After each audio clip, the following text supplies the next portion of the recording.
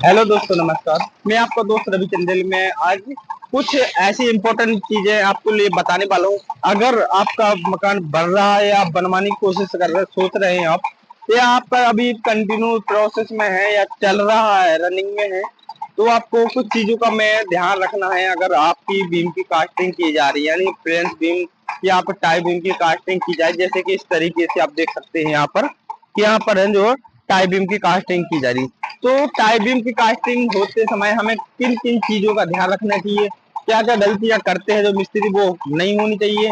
तो मिस्त्री भाइयों के लिए भी सीखने के लिए बहुत कुछ मिलने वाला है इस वीडियो में। और मकान मालिक देख रहे हैं तो जरूर इस वीडियो को पूरा वॉच करें। और हमारे चैनल पर नहीं होते, चैनल को सब्सक्राइब, वीडियो को लाइक जरूर करें दोस्तों। तो आज मैं छोटी छोटी गलतियां जो आगे चल के बहुत ज्यादा प्रॉब्लम क्रिएट करती है हमारे बिल्डिंग में, मकान में, जिससे हमारा जो है लाखों का पैसा बर्बाद हो जाता है। तो आज उन्हीं चीजों पे हम फॉलो करने वाले कि क्या गलतियां होती हैं जिनको हमें सुधार करना है और उन पर हमें ध्यान भी रखना है। तो इस चीज को आपको बिल्कुल फॉलो करना पड़ेगा दोस्तों। तो आपका मकान है जो बेहतरीन और स्ट्रॉन्ग बनने वाला, कोई भी इंजीनियर आके उसमें नुक्स नहीं निकाल सकता, कोई भी कमी नहीं निकाल सकता। इस चीज का आपको विशेष ध्यान करना पड़ेगा। उसके लिए आपको मेहनत करनी पड़ेगी, थोड़ा दिमाग लगा के अच्छे से काम करना पड़ेगा, तब जाके। क्योंकि साइड पर काम बोलता है, मिस्त्री के नाम तभी होता है जब काम होता है। तो आप अच्छा काम करेंगे तो आपका नाम होगा, आपका नाम होगा तो आपको बहुत सारा काम मिलेगा।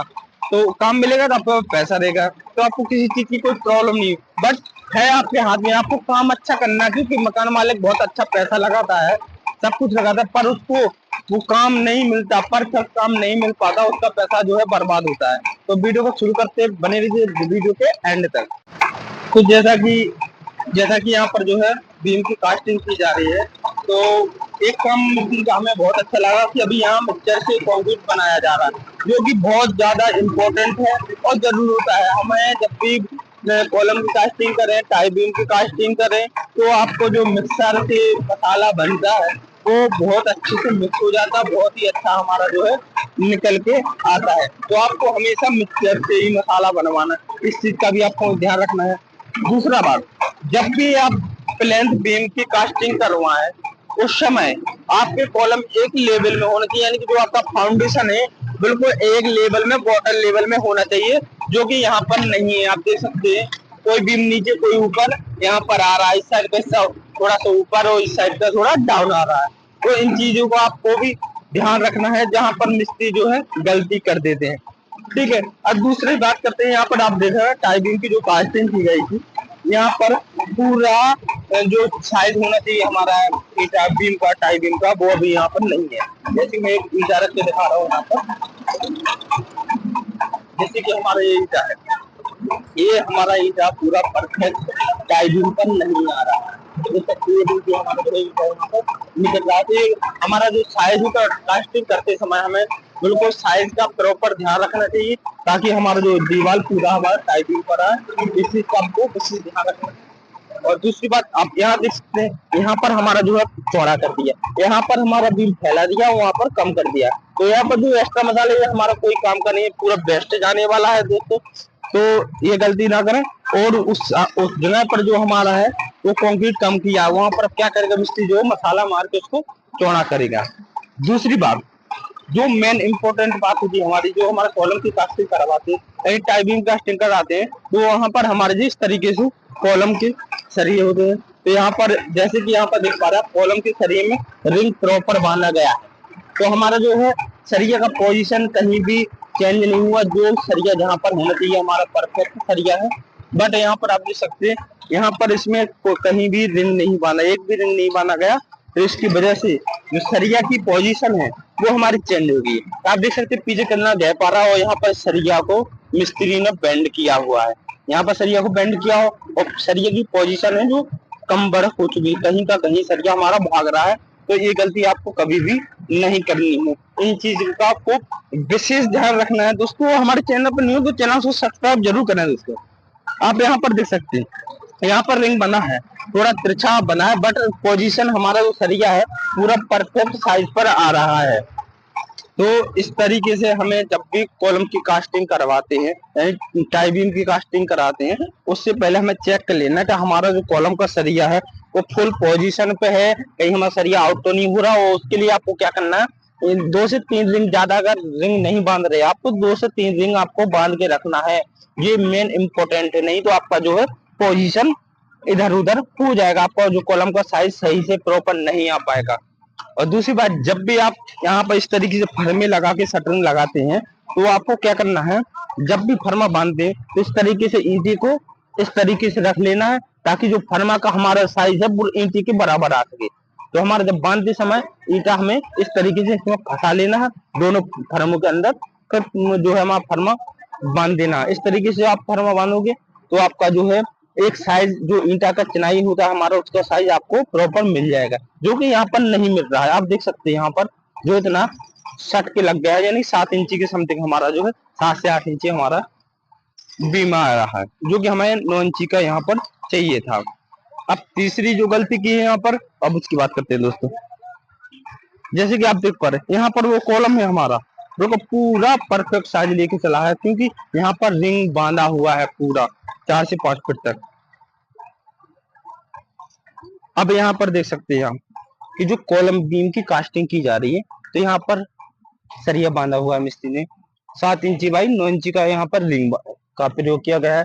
12 mm का हमारा सरिया इसमें यूज किया है। और जो नीचे है मिट्टी दिख रही है आपको, यहाँ पर मिट्टी का यही कारण होता है, जब भी इस तरीके से हम मिस्त्री क्या करते हैं, जो मिट्टी के ऊपर ही कास्टिंग करा देते हैं, तो आपको मिट्टी के ऊपर कभी भी कास्टिंग नहीं करानी है।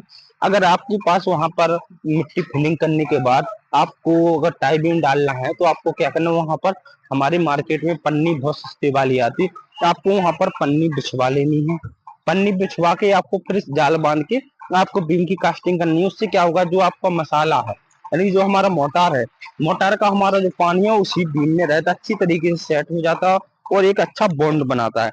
बट अगर आप पन्नी नहीं बिछाओगे, इस तरीके से मिट्टी के ऊपर डालोगे कंक्रीट, तो आपको क्या होगा, मिट्टी पूरा कंक्रीट का पानी सोख लेगी, जो दोस्तों पूरा एब्जॉर्ब कर लेगी आपका पानी, पूरा कंक्रीट का सूख जाए, बीम बहुत जल्दी सूख सेट होने से पहले, मजबूत होने से पहले कमजोर हो जाएगी। आप कितनी भी तलाई कर लो, उतना उसको जो है वो ताकत नहीं रहती, जो क्योंकि उसका जो लोच होता है हमारा और पानी होता है पूरा हमारा जो मिट्टी सोख लेती है और हमारे बीम को कमजोर कर देती है। और दूसरी बात, अगर कहीं भी अगर आपका इस तरीके से बैंड बीम आप उठाएंगे नहीं, जैसे कि आप यहाँ पर देख रहे हैं मिट्टी में पूरा हमारा रिंग दबा हुआ है इस तरीके से, तो अगर ये आप बीम इस तरीके से उठा के नहीं रखेंगे, यहाँ इसको 50 mm यानी 15 mm आपको यहाँ पर टांगना जरूरी है, नीचे से हाइट लेके चलना है। या तो आप उसमें ब्लॉक लगा सकते हैं, या आप उसमें पत्थर लगा सकते हैं, ताकि जो हमारा सरिया है वो मिट्टी से टच ना हो। अगर आपका मिट्टी से टच हो रहा है सरिया, तो आपका नीचे से जंग खाना चालू हो जाएगा और सीढ़न आना चालू हो जाएगा। तो आपको क्या करना है, तो जंग एक बार अगर आपका सरिया जो है पकड़ लेगा, तो आपका पूरा बीम, सरिया, कॉलम सब खराब कर देगा आपका, कुछ दिनों बाद सरिया खत्म हो जाएगा। तो आपका जो है लाखों का नुकसान यहाँ पर मिस्त्री ठेकेदार करा देते हैं। तो इन चीजों का भी आपको ध्यान रखना है कि यहाँ पर इस तरीके से टाई बीम की कास्टिंग नहीं करानी है आपको। वहां नीचे पन्नी बिछा के प्रॉपर उसको 50 mm या 40 mm आपको उठा के रखना है टाई बीम को, ताकि उसके नीचे हमारा जो कंक्रीट आ सके। तो इन चीजों का आपको विशेष ध्यान रखना है दोस्तों, जो कि यहाँ पर बहुत ज्यादा गलतियां की गई हैं। तो इन चीजों का आपको विशेष ध्यान रखना है, ताकि आपके मकान में इस तरह की गलती ना हो। और इसके बाद आती है एक और गलती, जैसे कि आप यहाँ पर देख पर, ये हमारा कॉलम का जंक्शन है, यानी यहाँ पर हमारे दोनों साइड से बीम यहाँ पर ज्वाइंट होती हैं। तो आप क्या करते हैं मिस्त्री लोग, यहाँ पर जो नाप आता है उसी के नाप से पूरा सरिया काट देते, बट आपको इस तरीके से नहीं करवाना है। आपको हमेशा 6 से 7 इंची आपको जो सरिया है जो एक्स्ट्रा बाहर निकाल के रखना है, ताकि आप जो बीम की कास्टिंग करने से पहले सरिया की बनाई होने के बाद आपको इस तरीके से उसको बेंड करा देना है, यानी जो सरिया एक्स्ट्रा जाएगा उसको इस तरीके से बेंड करा देंगे, तो हमारा जो सरिया लॉक हो जाएगा। इससे आपको बीम में कभी भी क्रैक आने के चांसेस नहीं रहते, कभी भी आपकी बीम है जो बेंड नहीं होती, वो हमारे जो कॉलम से एक बॉन्ड बना के रखती है। तो इस चीज का भी आपको ध्यान रखना है कि जो हमारे चारों सरिये इस साइड से आए या इस साइड से, उसको हमें एक्स्ट्रा कटवा के उसमें इस तरीके से बेंड करा देना है कि एल बना देना है, ताकि जिससे हमारा जो कॉलम और टाई बीम में कभी भी बेंड नहीं होगा और बहुत ज्यादा मजबूत रहेगा, कभी भी जो है क्रैक नहीं आएगा दोस्तों। तो ये भी गलती यहाँ पर हुई है। बट यहाँ पर देख सकते हैं, यहाँ पर एक्स्ट्रा वायर निकाला हुआ है, एल बनाया गया है। इसी तरीके से आप एल बनाएंगे तो आपका बीम है जो बहुत ज्यादा मजबूत रहेगा। अब लास्ट एक इम्पोर्टेंट बात बताओ ना, जब भी आप बीम की कास्टिंग कर रहे हैं, एक तो आपको मसाला M20 रखना है, ठीक ना।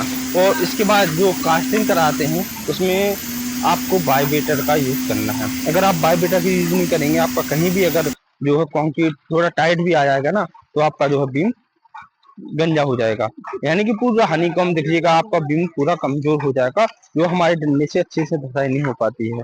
तो आपको बाइबेटर का यूज जरूर करना है, टाई बीम हो, लेंटर हो या कॉलम की कास्टिंग हो, तो वहां पर हमें बाइबेटर का यूज करना है। इस तरीके से डंडे से नहीं करना है। बट अभी मिस्त्री को बताया है कि बाइबेटर पूरी तरह से, मिस्त्री ने बोला कि सर यहाँ पर जो है लाइट का प्रॉब्लम चल रहा है, इसलिए हमें डंडे से इस्तेमाल करना पड़ रहा है। बाइबेटर हमारे पास पर्याप्त रखा हुआ है, बट यहाँ पर लाइट का प्रॉब्लम है, तो इस वजह से जो है कि लाइट यहाँ पर कनेक्शन है, बट यहाँ पर लाइट थोड़ा आती कम है, इस वजह से यहाँ पर डंडे का इस्तेमाल करके कर रहे हैं। पर यहाँ पर मसाले का लोच है बहुत अच्छा परफेक्ट बनाया है, ताकि जो अच्छे से भरता हुआ जा रहा है, कॉलम हमारा बीम कहीं खाली नहीं आ रहा है। तो इन चीजों का हमें बहुत ज्यादा ध्यान रखें जब भी आप कॉलम की कास्टिंग करवाते हैं या टाई बीम की कास्टिंग करवाते हैं, प्लेंथ बीम की टाई बीम करवाते हैं, कास्टिंग कराते हैं, तो आपको इन चीजों का बहुत बहुत ध्यान रखना है। अगर इन चीजों का आपने ध्यान रख लिया तो आपका मकान का जो पैसा वसूल हो जाएगा और आप लाखों के नुकसान से बच जाएंगे और अपने मकान को एक अच्छी लाइफ और अच्छी मजबूती दे सकते हैं। तो ठेकेदार वीडियो की दोस्तों गलतियां बताएं तो गिनना कम पड़ जाएगा, पर गलतियां नहीं सुधार सकते। आप यहाँ पर देख पा रहे जो रिंग से रिंग की दूरी कम से कम यहाँ पर 1 फीट की हुई है। 1 फीट का यहाँ पर गैप रिंग पर दिया है, जो कि इतना नहीं होना चाहिए हमारा, तभी जो कि हमारी बीम है जो बैंड हो जाती है दोस्तों। तो हमारा रिंग से रिंग की दूरी कितनी होनी चाहिए, मैं उस पर बात करने वाला हूँ।